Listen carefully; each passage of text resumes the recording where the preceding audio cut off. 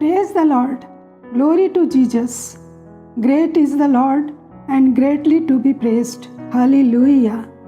भजन 34:13 में लिखा है, अपनी जीभ को बुराई से रोक रख और अपने मुंह की चौकसी कर कि उससे छल की बात न निकले। नीति वचन 18:21 में लिखा है, जीभ के वश में मृत्यु और जीवन दोनों होते हैं और जो उसे काम में लाना जानता है वह उसका फल भोगेगा। लूका 6:45 में लिखा है, भला मनुष्य अपने मन के भले भंडार से भली बातें निकालता है और बुरा मनुष्य अपने मन के बुरे भंडार से बुरी बातें निकालता है, क्योंकि जो मन में भरा है वही उसके मुंह पर आता है। मत्ती 6:36 और 37 में उसका परिणाम भी लिखा है।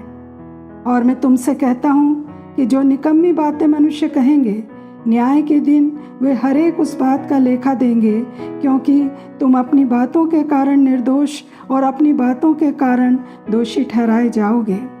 बाइबल बताती है, हमारे शब्दों में जीवन उत्पन्न करने या मृत्यु लाने की अपार शक्ति है। चाहे रिश्तों, आशा या भविष्य को बना रहे हों या बिगाड़ रहे हों, मूल बात ये पहचानना है कि जो फल हम खाते हैं वो हमारे बोलने का परिणाम है।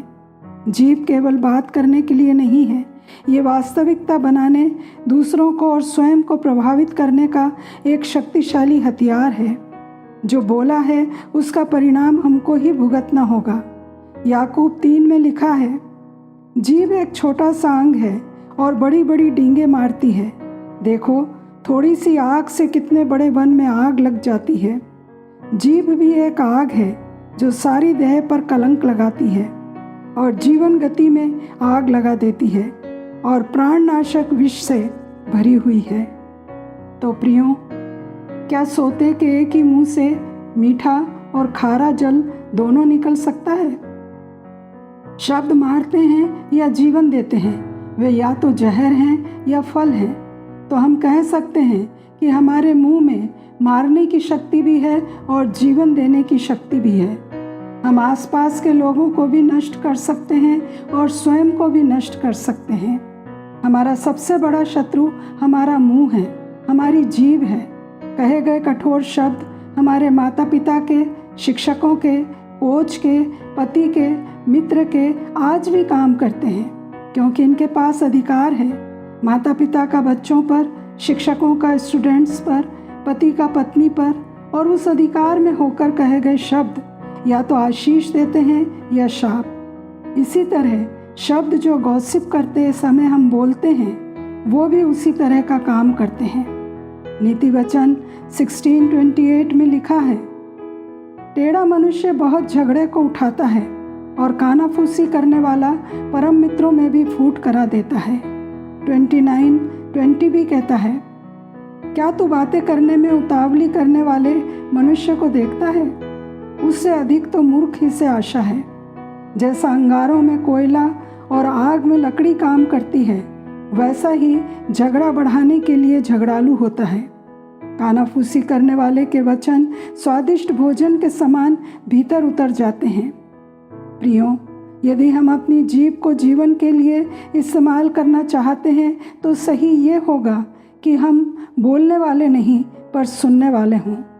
याकूब अपनी पत्री में कहते हैं, हे मेरे प्रिय भाइयों, ये बात तुम जान लो, हर एक मनुष्य सुनने के लिए तत्पर और बोलने में धीरे और क्रोध में धीमा हो। संसार के शब्द तो मृत्यु से भरे हैं और हम जानते हैं कि सारा संसार दुष्ट के वश में पड़ा है, जो आरंभ से हत्यारा है और सत्य पर स्थिर ना रहा, क्योंकि सत्य उसमें है ही नहीं। जब वह झूठ बोलता है तो अपने स्वभाव ही से बोलता है, क्योंकि वह झूठा है, वरन झूठ का पिता है। परंतु परमेश्वर पिता ने हमें समझ दी है कि हम उस सच्चे को पहचाने जो सत्य है, अर्थात उसका पुत्र यीशु मसीह, जो सच्चा परमेश्वर है, जिसके पास अनंत जीवन है। तो जब हम ये जान गए हैं कि जीवन और मृत्यु हमारी जीभ में है, तो हम जीवन को बोल्डली डिक्लेयर कर सकते हैं, परंतु बुद्धिमानी के साथ। बुद्धिमान पुत्र पिता की शिक्षा सुनता है परंतु ठट्ठा करने वाला घुड़की को भी नहीं सुनता। जो अपने मुंह की चौकसी करता है वे अपने प्राण की रक्षा करता है।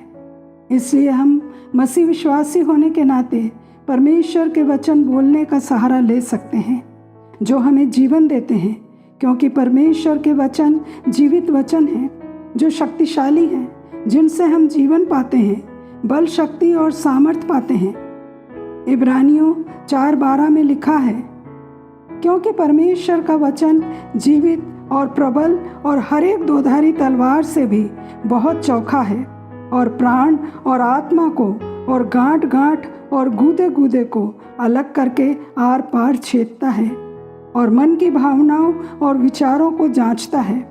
क्योंकि परमेश्वर का वचन आत्मा की तलवार है जो हर झूठ को काटती है, हर बेड़ी को तोड़ती है, हर दीवार को गिराती है। शैतान को उस विश्वासी पर कोई अधिकार नहीं है जो वचन के अधिकार को जानता है। वह मनुष्य को धोखा दे सकता है, फुसला सकता है, पर परमेश्वर के वचन के खिलाफ खड़ा नहीं हो सकता। यदि वचन को यीशु द्वारा दिए गए अधिकार के साथ बोलते हैं तो हम विजय में चलेंगे, अंधकार की शक्तियों को अपने सामने से भागते हुए देखेंगे। वचन दिव्य अधिकार रखते हैं। ये शब्द मनुष्यों जैसे नहीं हैं। जब इन्हें विश्वास के साथ बोला जाता है तो पूरा नरक कांप उठता है। वचन सिर्फ जानकारी नहीं, एक हथौड़ा है जो बेड़ियों को तोड़ता है, एक आँख जो शैतान के हर झूठ को भस्म करती है। इसमें पूर्ण अधिकार है। शैतान ऐसे विश्वासी से डरता है जो वचन में निहित अधिकार को समझते हैं, क्योंकि वो जानता है कि वचन जो परमेश्वर के मुंह से निकलता है उसे पलटा नहीं जा सकता।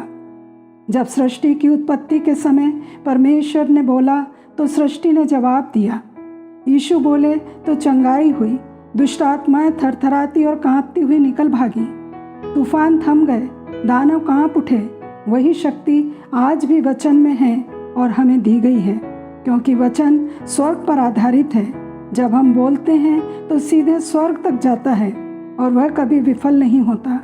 जब हम वचन को बार बार बोलते हैं तो वह स्वर्ग की सच्चाई को पृथ्वी पर स्थापित करता है। स्वर्गदूत सक्रिय हो जाते हैं। शैतान और उसकी सेनाएं भी सुनती हैं और वे कांपते हैं। बार बार बोलने के द्वारा हम अपने विश्वास को मजबूत करते हैं। हमारे आसपास के हालात बदलने लगते हैं। स्वास्थ्य में सुधार होता है, आर्थिक स्थिति बेहतर होती है, रिश्ते सुधरते हैं, चमत्कार घटित होते हैं, क्योंकि परमेश्वर सब प्रकार का अनुग्रह हमें बहुतायत से देना शुरू कर देते हैं कि हर बात में, हर समय सब कुछ जो हमारे लिए आवश्यक हो हमारे पास रहे और हर भले काम करने के लिए हमारे पास बहुत कुछ हो। यीशु मसीह में हमारी हर एक घटी को पूरी करते हैं। वो जानते हैं कि हमारे मुंह से दोहराए गए वचन हमारे मन को बदल देते हैं और जब मन बदलता है तो जीवन बदल जाता है। प्रकाशित वाक्य 8:4 में लिखा है, उस धूप का धुआं पवित्र लोगों की प्रार्थनाओं सहित स्वर्गदूत के हाथ से परमेश्वर के सामने पहुंच गया। जब वचन बोलते हैं तो स्वर्ग का सिंहासन उजाले से भर जाता है। हमारे शब्द प्रार्थना की धूप की तरह परमेश्वर के सामने उठते हैं और हमारे बोले हुए वचन और प्रार्थनाएं स्वर्ग के वातावरण को भर देती हैं और स्वर्ग हमारे पक्ष में काम करता है। तो आइए परमेश्वर का वचन सिलेक्ट करें, चुनें और उसे दिन में कई बार बोलें और देखें कि कैसे स्वर्ग की शक्ति हमारे जीवन में उतरती है। परमेश्वर का वचन व्यर्थ नहीं लौटेगा, वह पूरा होगा और जब उसे बोलते हैं तो हम स्वर्ग के दरवाजे खोल देते हैं। व्यक्ति अपनी जुबान को प्यार करता है, उसे इसका फल खाना पड़ेगा। उसका मतलब है कि हमारे बोले हुए शब्द हमारे जीवन की दिशा तय करते हैं। वचन सिर्फ शब्द नहीं है बल्कि जीवन बदलने वाली शक्ति है। यशाया 55:10-11 में लिखा है, जिस प्रकार से वर्षा और हिम आकाश से गिरते हैं और वहाँ यूं ही नहीं लौट जाते, वरन भूमि पर पड़कर उपज उपजाते हैं, जिससे बोने वाले को बीज और खाने वाले को रोटी मिलती है, उसी प्रकार मेरा वचन भी होगा। वह व्यर्थ ठहरकर मेरे पास ना लौटेगा, परंतु जो मेरी इच्छा है उसे वह पूरा करेगा और जिस काम के लिए मैंने उसको भेजा है उसे वह सफल करेगा। इसलिए जब हम वचन बार बार बोलते हैं तो हम अपने जीवन में चमत्कार लाते हैं। बार बार वचन बोलना हमारे विश्वास की परीक्षा है, जिससे हम शैतान की हर योजना को नाकाम करते हैं। जब आप पहले ही लिखा हुआ है पर उसे बोला जाना चाहिए। शैतान जानता है कि कौन से शब्द विश्वास के साथ बोले जाते हैं और कौन से शब्द विश्वास के बिना बोले जाते हैं। यही फर्क पैदा करता है। विश्वास के माध्यम से बोले गए शब्द सक्रिय होते हैं, जिसे स्वर्ग में पहले ही निश्चित कर दिया गया है। नकारात्मक शब्दों से बचना है, क्योंकि ये हमारे विश्वास को कमज़ोर करते हैं। जब विश्वास और वचन एक साथ आते हैं तो कुछ भी असंभव नहीं होता। विजय मिलती है वचन को विश्वास के साथ साहसपूर्ण बोलने से। जो शब्द बोले जाते हैं वो आध्यात्मिक लड़ाइयों के परिणाम को आकार देते हैं। विश्वास की इस प्रक्रिया में हमें धीरज रखना है, क्योंकि परमेश्वर सही समय पर कार्य करते हैं। हमारे बोले गए शब्द और परमेश्वर के वचन साथ मिलकर आध्यात्मिक जीवन को मजबूत करते हैं और हम अपने मुंह से बोले गए शब्दों का फल पाते हैं। पवित्र आत्मा, हम आपसे प्रार्थना करते हैं कि इस शिक्षा को समझने में हमारी अगुवाई करें। यीशु मसीह के नाम में आमीन।